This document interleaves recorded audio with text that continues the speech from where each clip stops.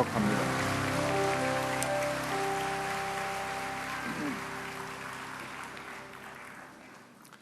다음 주일은 저희 온누리교회 창립 30주년 기념 주일입니다.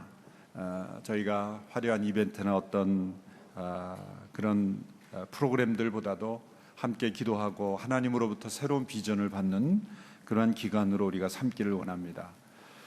이벤트라고 한다면 우리가 10월 9일 금요일 저녁에 창립 30주년 셀러브레이션을 임진과 평화누리 야외 공연장에서 가지는데요. 잠시 우리의 축하 기간을 갖고 우리가 함께 이어서 나라와 민족을 위한 기도 집회로 또 복음 안에서의 통일을 함께 간구하는 기도의 집회로 우리가 함께 가지려고 합니다. 예년에 한번 여기서 우리 우러라 한반도에 집회했을 때 비가 오는 가운데서도 모든 성도들이 뜨겁게 기도하던 그 감격이 지금도 우리 마음속에 남아 있습니다. 나라와 민족을 위한 교회로 또 통일을 준비하는 교회로 쓰임받는 집회가 되기를 바랍니다. 여러분 주보 가운데 있는 포함된 이 유인물을 잘 준비하셔서 이 집회 기간 동안에 우리의 마음이 새롭게 하는 그런 기간이 될 수 있게 되기를 바랍니다. 우리 박 목사님께서 강조하셨지만 다시 한번 강조하는 것, 우리 다음 주에는 차 없이 오는 주일로 우리가 행복한 불편함을 실천해서 불편해서 행복한 그런 주일이 될 수 있게 되기를 바랍니다. 생명의 삶 계속해서 에스겔 말씀을 묵상하고 있는데 어느 때보다도 생명의 삶이 절실하게 느껴지는 그런 기간입니다. 가이드가 있어야 되고 제가 지난 3주 동안 빌립보서 에스겔 설교를 하면서 이 해설을 아주 잘 쓰신 이 해설자가 정말 정확하게 연구하고 기도하면서 쓰신 흔적을 제가 볼 수 있어서 이번 에스겔 말씀을 이 생명의 삶을 함께 가지고 묵상할 수 있게 되기를 바라고요. 또 우리 빛과 소금 하나님과 함께하는 귀한 간증들 주변 분들 또 우리 추석을 맞이해서 주변 분들과 함께 나눌 수 있게 되기를 바랍니다. 기도하겠습니다. 하나님 아버지, 오늘도 복된 주일 귀한 선교사 파송의 축복을 우리에게 허락하심을 감사합니다. 하나님의 이 사명을 감당하는 데 전심을 다하는 교회로 온전히 쓰임받게 하여 주시옵소서. 기록된 말씀을 통하여 오늘도 사도행전적 교회의 그 비전을 우리가 가슴에 품기를 원하며 이 말씀을 통하여 우리의 심령이 새로워지고 교회가 새로워지는 놀라운 은혜를 허락하여 주시옵소서. 예수님의 이름으로 기도하옵나이다. 아멘. 사도행전을 영어로 표기할 때 액츠라고 표기합니다. 직역하면 행동들, 행위들 이렇게 되겠죠. 흔히 사도들의 행적이라고 해서 사도행전이라고 하지만 정확하게 말하자면 하나님의 행적들입니다. 교회는 사람들이 모여서 무엇인가 해보자고 모인 모임이 아닙니다. 기독교는 사람들이 행한 일의 결과로 인해서 생겨난 종교가 아닙니다. 하나님의 행동, 하나님의 행적으로 인하여 생겨난 공동체입니다. 교회의 기원은 하나님의 행동입니다. 이 데오빌로라고 하는 한 로마의 엘리트 귀족 한 사람에게 누가가 복음을 전하기 위해서 기록한 이 누가복음과 사도행전, 그 두 책을 그분이 읽고 그가 어떤 충격을 받았을지를 생각해 보십시오.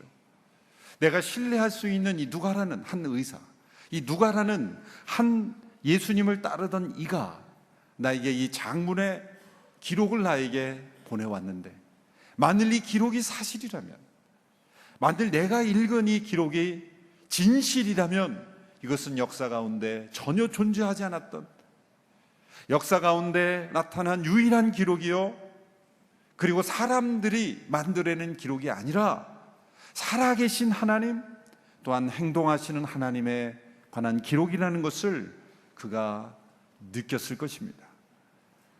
우리는 이 기록들을 읽을 때 익숙한 성경 말씀이 아니라 오래 전부터 알았던 그런 귀에 익은 이야기가 아니라 마치 데오빌로와 같이 처음 이 말씀을 대하는 것 같은 그런 말씀으로 우리가 대할 때 이것이 얼마나 충격적인 기록인가를 우리는 느낄 수 있어야 합니다. 그래서 하나님의 말씀을 우리가 하나님의 말씀으로 듣기 위해서 가장 필요한 것은 언제나 처음 읽는 것 같은 그런 마음, 처음 듣는 것 같은 그런 태도로 날마다 읽는 것입니다. 그래서 어떤 분은 이렇게 성경에 밑줄 짓고 또 메모도 하고 이렇게 해서 익숙한 성경을 가끔 이렇게 바꾼다는 거죠. 몇 년에 한 번씩 새로운 성경으로 바꿔서 새로 읽는 것처럼, 때로는 번역도 또 새로운 번역으로 바꿔서 읽고, 이렇게 새로운 하나님의 말씀으로 이렇게 받아들이는 훈련이 필요합니다. 데오빌로는 틀림없이 충격을 받았을 겁니다. 전율을 느꼈을 겁니다. 그리고 이 기록에 나타난 모든 이 행적들은 사람들의 행적이 아니라 살아계시며 그리고 역사하시는 하나님의 행적이다 라고 그는 믿었을 것입니다. 기독교는 죽은 종교가 아닙니다. 우리는 알지 못하는 하나님을 예배하는 것이 아닙니다. 철학자들이 말하는 신은 대개 이런 용어를 말합니다. 궁극적 존재, 절대적 존재, 또 이 모든 배후에 있는 신비한 힘, 이런 단어들로 표현합니다. 그러나 우리가 믿는 이 하나님은 우리가 알지 못하는 어떤 신비한 힘이 아닙니다. 단지 우리가 설명할 수 없는 궁극적 존재만이 아닙니다. 약속을 통해서 역사 속에 약속을 이루시고 그리고 행동하시는 하나님, 살아계시며 우리에게 자신의 뜻을 나타내 주시는 하나님, 우리가 알고 그분을 섬길 수 있는 하나님, 그런 하나님을 우리가 함께 예배하는 것입니다. 복음서에는 성자 예수님을 통해 나타난 하나님의 행적들이 나오죠. 사도행전은 성령 하나님을 통해서 나타난 하나님의 행적들을 우리에게 보여줍니다. 그래서 사도행전은 성령 행전 혹은 하나님의 행전이라고 바꾸어 읽는 것이 더 정확할 것입니다. 예수님께서는 제자들에게 몇 날이 못되어 너희가 예루살렘을 떠나지 말고 기다리면 몇 날이 못되어 성령으로 세례를 받을 것이라고 말씀하셨습니다. 예수님이 승천하신 지 한 10일 후에는 유대 사회의 또 다른 중요한 명절인 오순절이 기다리고 있었습니다. 그런데 예수님은 오순절에 성령이 임할 것이다, 그렇게 말씀하시면 쉬울 것을 제자들에게는 그냥 기다리라, 몇 날이 못되어 성령이 임할 것이다 라고만 말씀하셨어요. 그러므로 제자들은 그 몇 날이 하루가 될지 이틀이 될지 10일이 될지 20일이 될지 잘 몰랐을 겁니다. 그들은 이 오순절과 성령의 오심이 서로 어떻게 연결된다는 것을 거기까지는 상상하지 못했을 것입니다. 그냥 단지 말씀대로 기다렸을 뿐입니다. 그냥 언제 이루어질지 모르고 기다리는 기다림이 우리에게 훈련이 되는 거예요.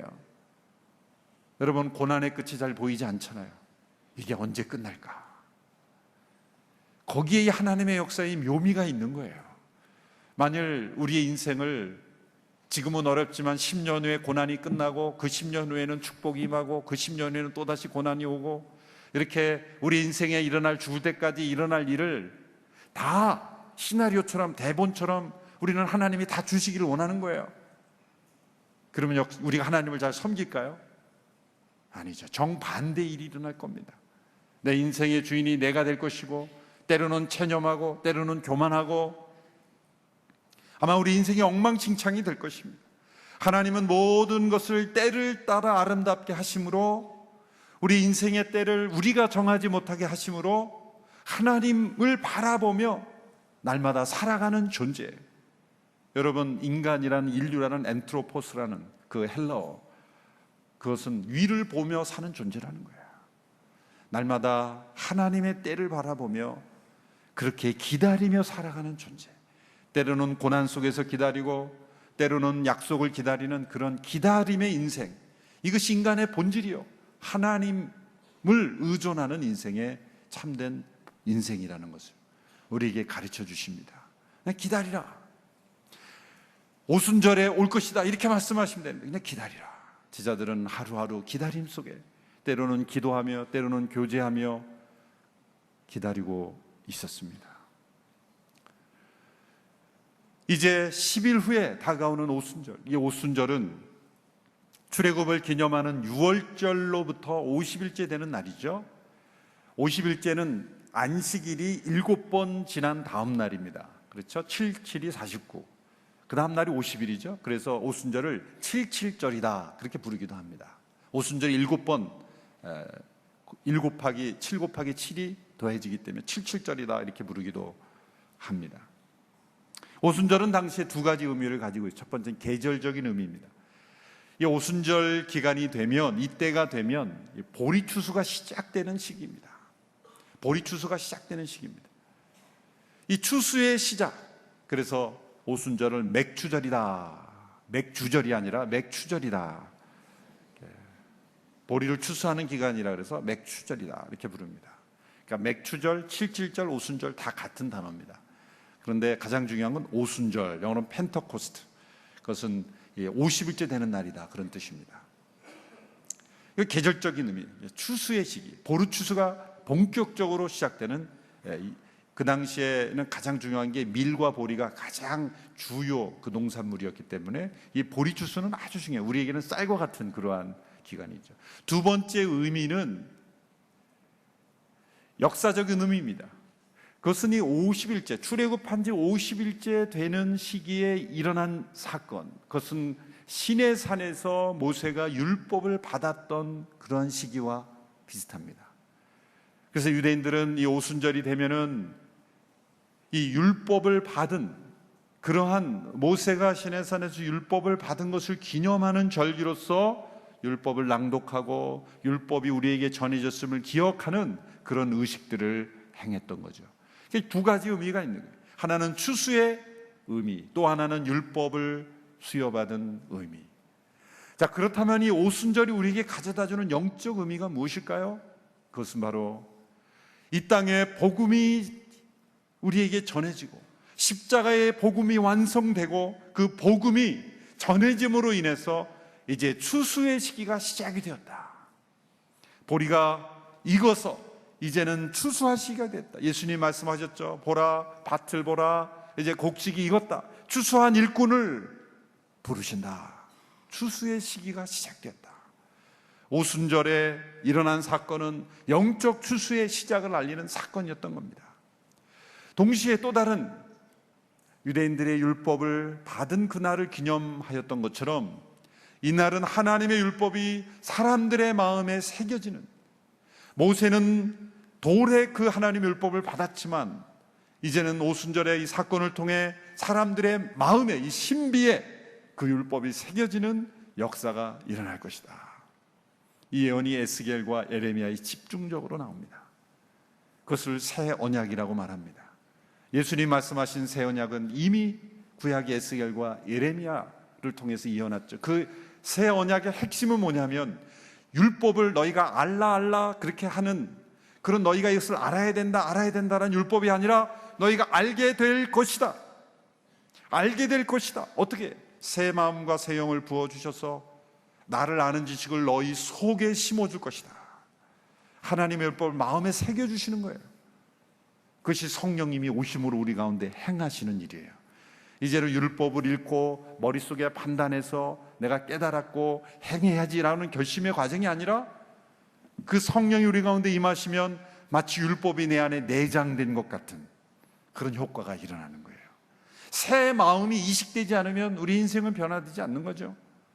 머리의 의식의 판단의 과정을 통해서 내가 행하는 것만으로는 인생이 변화되지 않을까. 성령이 오심으로 율법을 우리의 마음속에 넣어주시는 그러한 새 언약의 역사를 통해서 우리가 변화된 삶을 살 수 있게 하시는 거예요. 예전에는 그렇게 실천이 안 됐던 게 실천이 되어지는 거예요. 하고싶지 않았던 게 행해지는 겁니다. 그것이 율법이 마음에 새겨지는 역사. 이것이 바로 오순절의 두 가지 영적 의미가 있는 것입니다. 구약의 절기는 그냥 아무렇게나 만드는 것이 아닙니다. 6월절은 그 어린 양들이, 염소들이 그 사람의 죄를 대신하여 죽는 희생을 의미했지만 그것은 단지 종교를 만든 것이 아니라 장차 하나님의 어린 양으로서 죽임 당하신 예수 그리스도, 하나님의 어린 양이 되신 예수 그리스도를 미리 보여주는 사건들이었죠. 오순절은 6월절 이후에 죽음에서 부활하셔서 이제 40일 동안 제자들에게 나타나시고 성령님의 오심을 미리 예언하는 절기였다는 거예요. 그래서 오늘 본문 2장 1절에서는 성령님이 오신 사건이 유월절에 이루어졌다는 것을 강조하고 있습니다. 오늘 본문 1절의 말씀을 우리 같이 읽겠습니다. 시작. 마침내 오순절이 이르렀을 때 그들이 모두 함께 한 곳에 모여 있었습니다.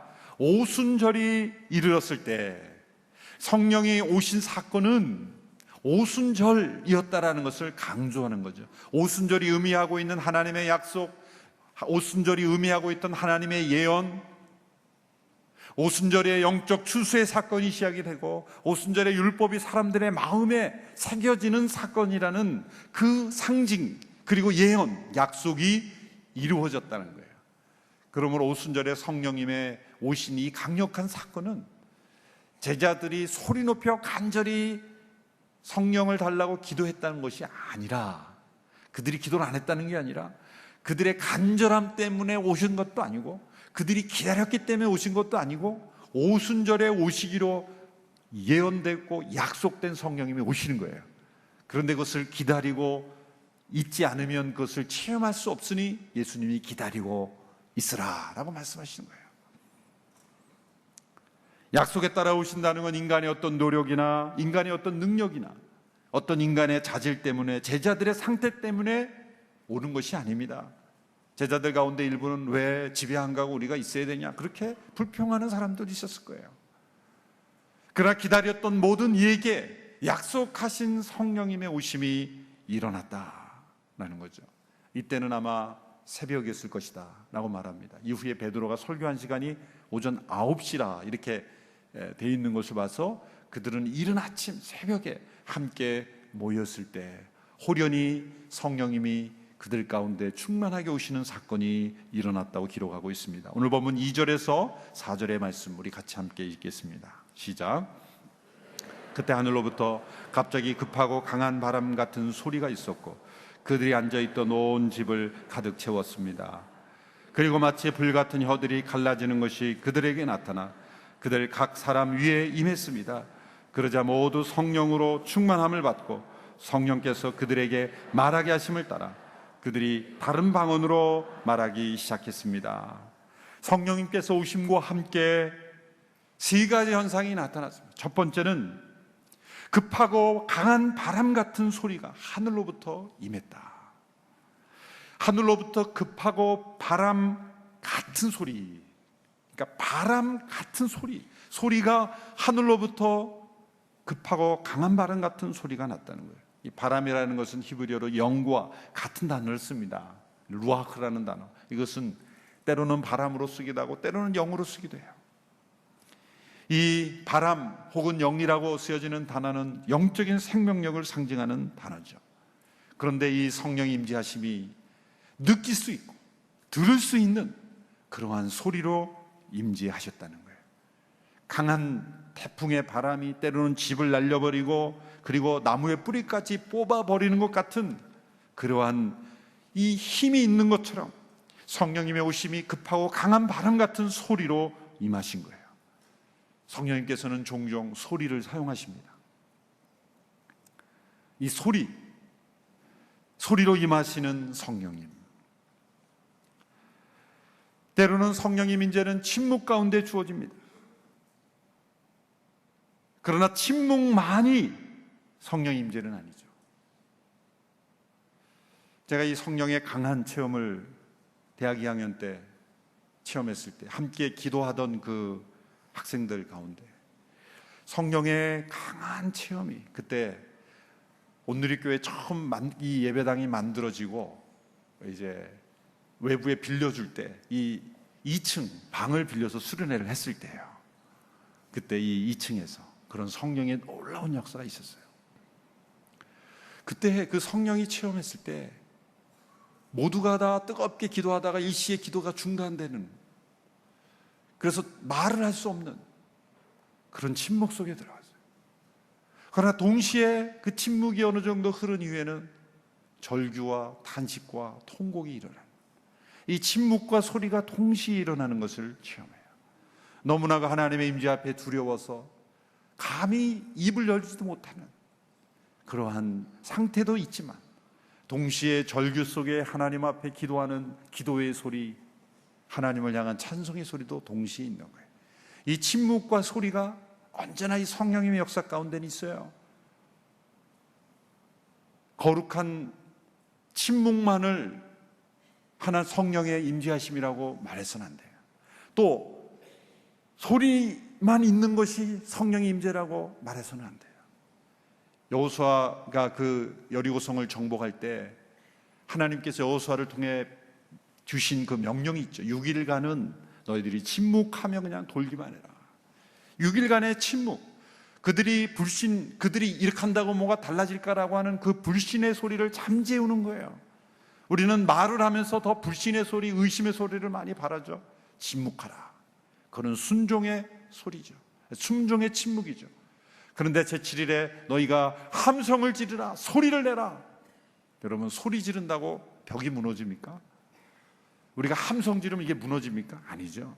소리가 컸기 때문에 무너진 게 아니라 그게 믿음의 소리였기 때문에 하나님께서 역사하신 거예요. 우리 안에 이 성령 임재하실 때 믿음의 강한 소리가 있어야 돼요. 어떤 교회 가보면 전혀 소리를 못 내게 하는 교회가 있더라고요. 정말 숨 막힐 정도로 침묵하게 하는 교회가 있더라고요. 그 고요한 침묵 속에 가끔 코 고는 소리가 나와요. 다른 소리가 나오게 돼 있어요. 때로는 침묵하지만 때로는 소리 높이 하나님을, 때로는 침묵 기도도 있지만 소리를 내 기도하는, 그렇게 홀로 소리내서 한번 기도해 보세요. 그 하나님께서 소리 속에 성령님의 임재를 체험할 수가 있어요. 하나님은 소리를 사용하십니다. 성령님의 임재 가운데 주어지는 소리는 소음이 되지 않고 사람을 변화시키는 성령의 바람이 되죠. 믿음은 들음에서 난다 그랬죠. 들리는 소리가 있어야 믿음이 오는 거죠. 말씀을 들을 때 성령 임재하시고, 성령 안에 기도할 때 성령 임재하시고, 찬송이 들려질 때 성령님이 역사하시는 거예요. 이 급하고 강한 바람 같은 소리는 하늘로부터 온 것입니다. 위로부터 내려온 하강기류처럼 사람들에게 생기를 불어넣은 거예요. 에스겔 골짜기에서 생기야 저들에게 들어가라 했을 때 그 생기는 바로 이 쓰여졌던 단어와 동일한 맥락의 단어예요. 위로부터 주는 생기가 우리 마음속에 부어져야 하는 거죠. 두 번째 현상은 불의 혀같이 갈라지는 것이 각 사람 위에 임하였었다라고 말합니다. 두 번째 성령의 오심은 볼 수 있는 것이었습니다. 불의 혀 같은 모습이었습니다. 불은 하나님을 임재를 상징하는 데 쓰여지는 단어죠. 아브라함은 타는 횃불을 보았고, 모세는 불타는 떨기나무를 보았고, 광야에서 백성들은 불기둥을 보았습니다. 솔로몬이 성전에 봉헌했을 때 하나님의 불이 제단에 내려왔습니다. 엘리야가 기도할 때 그 불이 위로부터 내려왔습니다.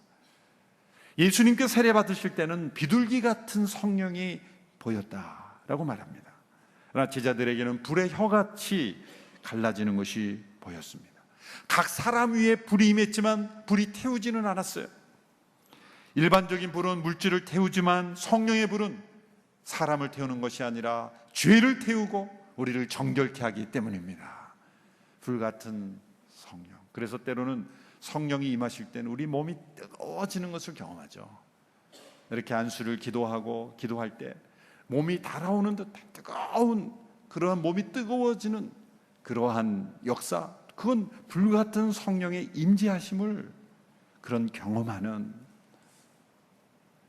제가 고등부 교사할 때 어느 집회에서 목사님과 그 교사들이 기도할 때 학생들이 막 뜨거워서 막 등이 뜨겁다는 거예요. 평범한 소리인데 성령의 임재 가운데 기도할 때는 뜨거움을 경험하는 그런 성령의 불같은 역사가 있는 거예요. 단지 몸만 뜨거워지는 게 아니죠.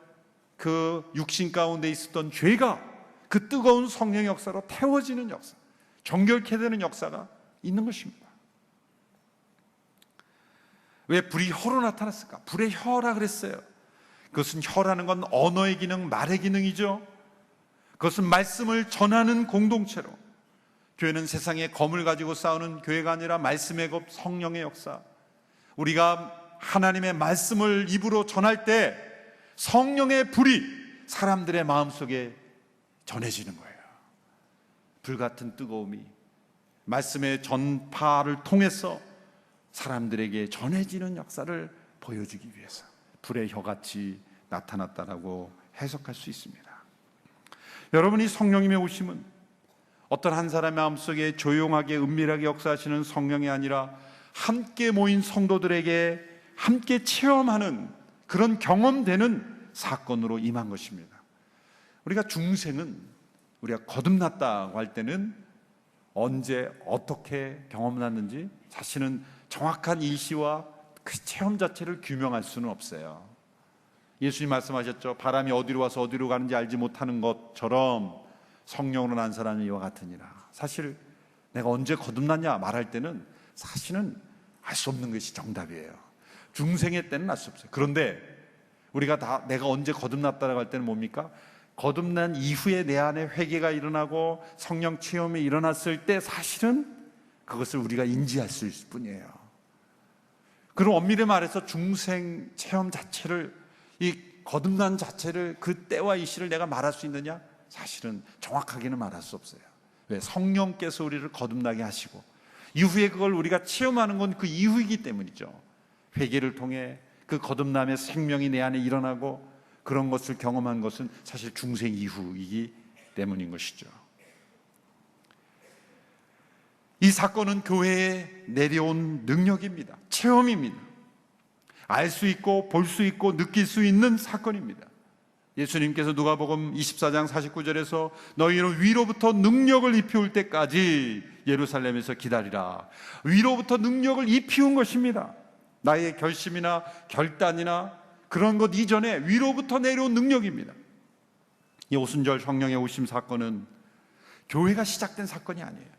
이미 존재하던 교회에 성령의 능력이 임한 사건이에요. 예수님의 제자들은 예수님을 이미 믿는 사람들이었죠. 요한복음 17장에서 예수님이 제자들을 가리키며 세상에 속하지 아니한 사람들이다 말했죠. 요한복음 20장에 보면 성령을 받으라라고 제자들에게 성령을 주셨어요. 그래서 그들은 예루살렘을 떠나지 않고 기다리고 있을 수 있는 거예요. 만약 그들이 믿는 사람이 아니었다면 다 집에 돌아갔겠죠. 왜 거기에 있었겠습니까? 여러분 마음속에 믿음이 없으면 왜 여기에 와 있겠습니까? 추석 때 어디론가 가 계시겠죠. 저는 오늘 깜짝 놀랐어요. 상당수의 많은 분들이 어디론가 가실 줄 알았는데 이렇게 많이 모여 계신, 들어오면서 갈 데가 없으시나 이렇게 오해했어요. 갈 데 없으셔 온 게 아니에요. 여기. 그렇죠? 믿음 때문에 온 거죠. 그렇죠? 갈 데가 왜 없겠어요? 갈 데가 없으셨나 그런 생각했다. 이게 내가 불신하겠지. 믿음 때문에 이 자리에 와 계시고, 믿음 때문에. 그런데 여러분, 믿음 때문에 예배도 참석하고, 믿음 때문에 순모임도 참석하고, 믿음 때문에 봉사도 하고, 믿음 때문에 헌금도 하지만 위로부터 내려온 능력 있는 삶을 우리는 체험해야 되는 거예요. 지금 수준에 머무르는 믿음이 아니라 더욱 큰 믿음의 능력을 체험하는 거예요. 위로부터 부어주시는 능력. 이 사도행전 2장에 나타난 사건은 이미 믿는 사람들에게 위로부터 부어주시는 능력의 체험인 것입니다. 이건 2차적 체험이에요. 많은 분들이 이 사건을 오늘 우리가 기대해서는 안 된다라고 하는 사건으로 만들기 위해서 이미 예수 믿는 것이지, 역사 속에 있었던 사건이지 오늘 우리에게 있어야 되는 사건이 아니라고 자꾸 말해요. 그렇게 주장하는 목사님이나 신학자나 그런 교회 가보면 능력이 없어요. 능력이 없어요. 헌신도 없고 기도도 없고 선교도 없고 증인된 역사가 없고. 이 오순절에 임했던 성령의 역사는 현상적으로 볼 때는 단회적이죠. 결론 부분에 말해야 되는데 미리 다 말해서 끝나거든요. 현상으로 볼 때는 단회적인 거예요. 이 현상이 통일이 된다는 건 아니에요. 그 사건은 현상으로 볼 때는 그 시기에 언제나 성령이 임하실 때 바람 소리처럼 불이 보이는 것으로만 나타나는 게 아니에요. 4장에 보면은요, 땅이 진동을 했어요. 땅이. 이건 또 뭐죠? 땅이 진동하는, 어떤 사람에게는 땅이 진동하는 사건이 났어요. 어떤 사람에게는 대각성 운동 때는요, 사람이 진동을 하는 거예요. 사람이 구르고, 어떤 사람에게는 큰 기쁨이 임하는 거예요. 큰 기쁨이 임하는 거예요. 어떤 사람은 생명을 잃어도 아깝지 않은, 자신의 생명을 조금도 아깝지 않은 순교의 믿음으로 나타나는 거예요. 이렇게 모든 사람에게 각기 다른 현상으로 나타나지만 중요한 것은 뭐냐면 능력이 피우는 사건이라는 거죠. 현상은 다를지라도 능력이 피우는 사건은 반드시 있어야 된다는 거예요. 그런 의미에서 이 오순절적 이런 성령의 오심은 이미 성령으로 거듭난 예수 믿는 사람들에게도 능력을 입히우는 사건은 반드시 있어야 된다는 거예요. 이 사건이 없으면 절대 부활의 증인이 될 수 없습니다. 이 오순절에 임하신 성령은 바람과 불이 한꺼번에 나타났죠. 둘 다 능력의 상징이에요. 바람도 변화를 일으키고 불도 태우는 변화를 일으키죠. 이 바람과 불이 하나가 될 때 어떤 일이 일어납니까? 바람과 불이 하나로 붙을 때 어떻게 일어나요? 대화재가 일어나죠. 대화재가. 1871년에 시카고에 한 오두막집에서 말이 이 뒷발질을 해서 등이 떨어져서 화재가 일어났어요. 그런데 그 작은 오두막집에서 불이 났는데 시카고 전체 시를 다 태워버렸다는 거예요. 왜 그랬을까요? 미시간 호수에서 불어오는 엄청난 바람 때문에. 그래서 시카고가 굉장히 구획이 잘 된 게 다 타버렸기 때문에 도시 전체를 다시 계획을 해서 세웠기 때문에 굉장히 그 질서가 있게 잘 되어 있다는 거죠. 그때 300명이 죽고 9만 명이 집을 잃어버리고 손실액만 그 당시에로 200 밀리언, 어마어마한 손실이 있죠. 불과 바람이 하나가 되면 엄청난 영향이 있는 겁니다. 영적 대각성이 바로 이와 비슷해요. 영적 대화재인 것이죠. 보스턴의 노스햄턴 교회에서 조나단 에드워드 목사님이 설교를 했습니다. 설교의 제목은 진노한 하나님의 손 안에 있는 죄인들이라는 설교예요. 눈이 어두워서 원고를 이렇게 손에 들고 화려한, 그리고 강력한 목소리도 아니었습니다. 촛불을 들고 그렇게 원고를 읽어 내려가는 그 설교에 불이 임했어요. 사람들에게 불이 임했어요. 보이는 현상은 아니었지만 불이 임한 것을 마음의 사람들이 뜨거워졌어요. 그런데 한쪽에서는 조지 휘필드라는 분이 바람을 일으키고 있었어요. 조지 휘필드라는 분이 그 불을, 미국 동부를 불러일으키는 대화재를 일으킵니다. 한 사람은 동에서는 불이 임하고 한 사람을 통해서는 바람이 임해서 함께 하나가 됐을 때 그것이 미국의 18세기 제1차 대각성 운동이 일어난 것이죠.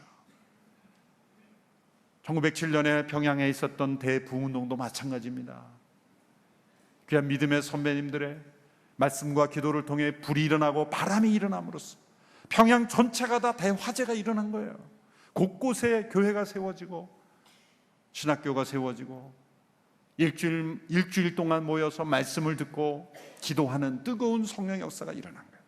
사실 그 대화재의 그 영향력 아래 우리가 아직도 지금 살고 있는 거예요. 사실은 엄청난 대화재가 일어났던 것입니다. 조지 위필드의 일기에는 1740년도에 뉴브룬스윅에서 일어난 자신의 체험에 대해서 이렇게 기록하고 있습니다. 나의 집회에서 길버트 테네시가 설교하였고 내가 그 다음에 기도하기 시작하였다. 약 6분가량이 지났을 때 어떤 사람이 성령이 오셨다, 성령이 말하신다라고 소리쳤다. 그는 자기 영혼에 대한 예수님의 확증을 제어할 수가 거의 없었던 것이었다. 다른 사람들도 기뻐서 어찌나 소리를 지르는지 내 기도를 멈추지 않을 수 없었다.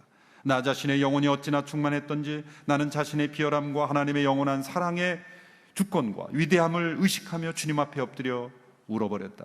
거의 모든 사람들이 기도와 찬양으로 그 밤을 보냈다. 그 밤은 결코 잊지 못할 엄청난 밤이었다. 하나님의 임재가 내 영혼을 어찌 충만케 했는지 나는 그 앞에 서 있기가 어려울 정도였다. 여러분, 이러한 충만케 하시는 체험, 우리 모두가 다 사모하고 기다려야 될 체험인 줄로 믿습니다. 이들이 이런 체험 가운데 신기한 현상이 나타났습니다. 세 번째 현상입니다. 다른 방언으로 말하기를 시작했습니다. 이 다른 방언은 외국 언어였습니다. 방언이었습니다. 고린도전서에 나타난 영적인 언어의 기도가의 방언이 아닌 다른 지역 사람들이 알아들을 수 있는 언어, 여기에 보면은 오늘 본문의 11절까지 5개의 집단을 말하죠. 그것은 그 일대에 있었던 수많은 지역에서 오순절을 지키기에 왔던 유대인들입니다. 흩어져 있던 유대인들, 유대교로 혹은 개종한 사람들, 로마의 나그네로 있었던 사람들, 이들이 오순절에 함께 모였을 때 이들의 놀라운 성령 역사로 다른 방언으로 말할 때 어떤 일이 일어날까요? 이들은 하나님의 행하신 일을, 이 복음의 위대한 역사를, 예수님의 십자가 부활의 진리를 자신들의 언어로 듣게 되었다는 거예요. 왜 성령님께서 이런 역사를 이루셨습니까? 동시에 일시적으로 수많은 사람들에게 복음이 증거되게 하기 위해서. 사람이 언어를 배워서 또 다른 언어로 복음을 설명할 때 얼마나 많은 시간이 걸려요? 그러므로 급속도로 이 복음이 증거되게 하기 위해서 난곳 방언으로 성령이 전파되게 하신 것입니다. 이 오늘날 이런 성령의 역사는 오늘 우리에게 필요합니다. 우리 모두는 성령께서 이미 내주하시는 사람들입니다. 그러게 아니고는 이 추석 연휴에 예배 나올 수가 없어요. 여러분 안에 계신 성령님을 의심하지 마십시오. 성령이 아니고는 예수를 주라 시인할 수 없습니다. 그러나 제자들에게도 능력이 필요했고 약속하신 성령의 덧입음을, 그러한 체험이 필요했던 것처럼 바람처럼 불처럼 때로는 진동으로 때로는 기쁨으로 우리 가운데 임하시는 성령의 충만케 하심을 우리 모두가 체험해야 될 줄로 믿습니다. 일평생 살아가며 이런 분들이 고백한 이런 성령의 충만함의 역사를 내 인생에 꼭 체험하게 되기를 바랍니다. 그래서 능력 있는 믿음의 사람으로 살기를 원합니다. 기쁨으로 충만하기를 원합니다. 부활의 증인이 되기를 원합니다. 하영조 목사님께서 이 본문을 설교하면서 이렇게 말하는 게 마음에 와닿았어요. 하나님을 안 믿는 게 문제가 아니고 하나님을 제한하는 게 문제입니다. 성령님을 부인하는 게 문제가 아니고 성령님을 제한하는 것이 문제다. 우리 모두가 이 오순절에 이 성령의 오심의 사건이 매일매일 우리의 삶 속에 체험되는 그런 역사가 있게 되기를 축원합니다. 기도하겠습니다. 이 시간 함께 합심하여 함께 기도합니다. 성령님, 나로 하여금 예수님을 믿게 하심을 감사합니다. 그러나 제자들이 위로부터 능력을 체험했던 것처럼 저희의 나약한 믿음이 되지 아니하고 그저 예배만 참석하는 믿음이 되지 아니하고 세상 속에 능력 있는 자로 부활의 증인이 되는 자로 살 수 있도록 나에게 충만하게 임재하여 주시옵소서. 바람처럼 불처럼 임재하신 성령의 역사가, 성령의 은사로 함께 나타나신 이 성령의 오심의 역사가 우리 모두에게도 있게 하여 주시고 오늘 이 교회가 다시 한번 사도행전적 교회로 변화되는 축복의 계기가 되게 하여 주시고 창립 30주년을 맞이하는 이번 집회에 성령님의 오신 충만하게 임재하시는 역사가 있게 하여 주시옵소서. 함께 합심하여 기도하겠습니다. 살아계신 하나님 아버지, 사도행전적 교회, 오늘의 교회가 그런 교회가 되기를 원합니다. 위로부터 능력을 입혀주신 교회가 되기를 원합니다. 능력을 덧입는 교회가 되기를 원합니다. 창립 30주년을 맞이하는 이번 집회가 바로 성령님께서 역사하시는 집회, 우리 가운데 충만하게 임재하시는 집회가 되기를 간절히 원합니다. 우리 가운데 오시옵소서. 충만하게 덧입혀 주옵소서. 연약한 성도들 강건하게 해주시고 은사를 부어 주시옵시고 성령의 강력한 역사가 우리 모두에게 임재하여 주셔서 우리 입술이 열리고 우리가 증인되는 삶을 살게 하여 주시고 성령의 충만한 역사가 우리 가운데 넘치게 하여 주시옵소서. 제자들 가운데 임하셨던 성령님, 사도행전에 교회를 능력 있게 변화시키셨던 그 성령님이 우리 가운데 계신 줄 믿습니다. 이제 우리가 기도하며 기다릴 때 성령님 우리 가운데 충만하게 임재하실 줄로 믿습니다. 이번 창립 30주년 기념 집회가 성령님의 오심의 역사가 우리 모두에게 덧입혀지는 능력이 임하는 시간이 되게 하여 주시옵시고 부활의 증인으로 헌신하며 결단하며 성령 충만함을 덧입는 집회가 되게 하여 주시옵소서. 예수님의 이름으로 기도하옵나이다. 아멘. 다 같이 자리에 일어나셔서 함께 봉헌 찬양 드리겠습니다.